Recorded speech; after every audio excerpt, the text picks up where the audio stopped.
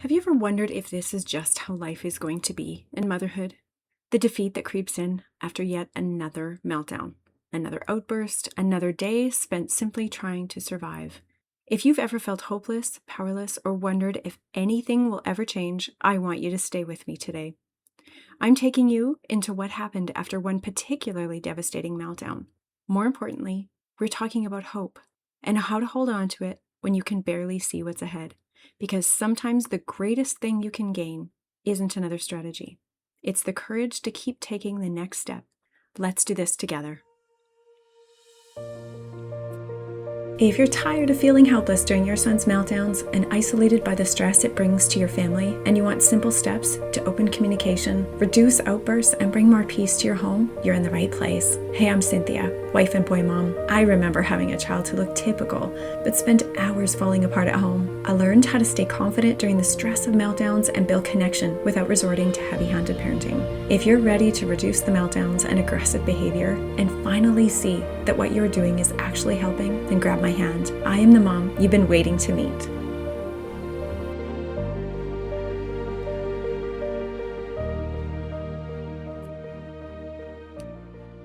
A meltdown or collapse in the morning, another while playing, hitting, spitting, slapping in public, punching and throwing things at home, screaming, flailing, and pounding in the vehicle. Hours later, just when you think he's settling, kaboom! A second landmine goes off and you are back to the beginning.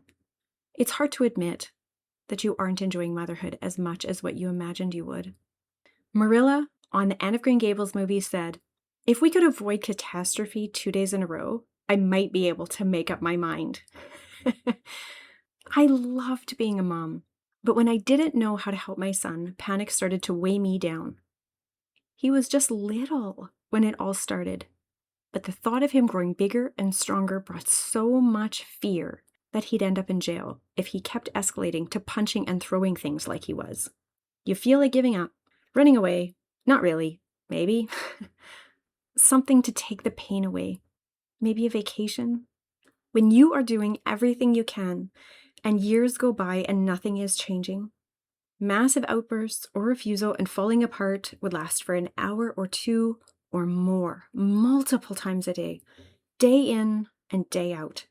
You are completely exhausted and just trying to survive. I remember thinking, is this it? This is all there is then? Is this what motherhood is going to be? Will every day feel like this? In the aftermath of an explosion, my son sat on the sofa with his knees tucked up to his chin as he rocked forward and backward, his back strongly bouncing off the vertical cushion behind him. This one was big. 3 hours long and physically aggressive. It left him unable to talk or respond to me, wanting to be with me and pushing me away at the same time. He moaned quietly as he rocked, still no words or looking at me or towards me. So incredibly hard for him to experience all of this so many times a day, and anguishing for me as his mom. I couldn't fix what had just happened. So I did the only thing I could think of. I reached for a paper and pen to see if I could process what was happening for him and for me in real time. These are the words that came. A tangled mess of overwhelming has taken over and few smiles remain. The eruption of anger and screaming are far more than one can take. The urge to run is present again, to find quiet and soothing somewhere near for the wounds we have given from the battles that bring so many tears. The war has long raged between us, though the love has not changed. My heart has been steadfast since I gave you your name. I loved him. I loved him. No day of disaster or inflexible or extreme behavior was going to change that. And I was sad. Deeply sad, because I felt hopeless. Nobody I knew was experiencing this with their son, and if I, his mom, do not know what to do to help him settle or get through a day without an all-out war, then what hope do I have? Steve Backlund says, "There are no hopeless circumstances, only people who have lost hope. And when true hope rises, Circumstances cannot remain the same.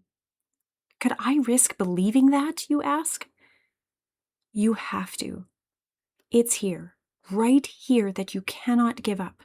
It's the fork in the road where you have to take another route, a path you've maybe never been on before. Maybe what you need right now on the trail is someone to call back to you, to let you know what's happening and where you are on the map. Then in the fog, when you can barely see, you reach out to me, and I will walk you through each step ahead, spurring you to keep your feet strong on the path and steadily moving forward. The path may look different than you imagined, and some days it may feel impossible and you wonder how anything could change. But there is so much more ahead. Mama, if this episode felt like I was telling your story, I want you to know that you don't have to keep walking through these days and nights by yourself. Sometimes all you need is someone to lend you their hope and help you see your next few steps.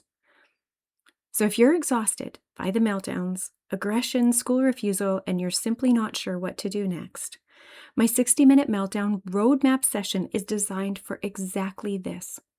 Together, we'll make sense of what's happening with your son and create a clear path forward, so you leave feeling calm, reassured, and hopeful instead of frustrated and powerless. If you would like one of the few one-to-one sessions I have available, send me an email at info@cynthiafair.com. I'd love to walk this part of the journey with you.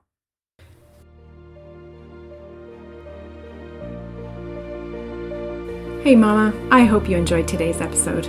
If so, would you take 30 seconds and share it with a friend who may be on an uphill battle with her son's unique challenges?